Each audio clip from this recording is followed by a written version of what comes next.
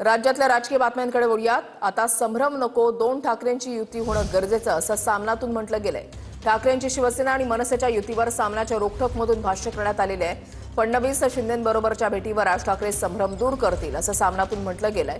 शिंदेंचे राज्याच्या राजकारणामधलं स्थान औट घटकेच्या फौजदारासारखं, शिंदेंचीच हवा संपल्यानं त्यांच्या भेटीगाठी फुसक्या आहेत असं सामनातून म्हटलं गेलंय। काय म्हटलेलं आहे सामनामध्ये पाहूयात। फडणवीस शिंदे राज ठाकरे यांच्या निवासस्थानी चहापानाला जातात। राज ठाकरे त्यांचं स्वागत करतात। शिंदेंचे महाराष्ट्राच्या राजकारणामधलं स्थान औट घटकेच्या फौजदारासारखं आहे।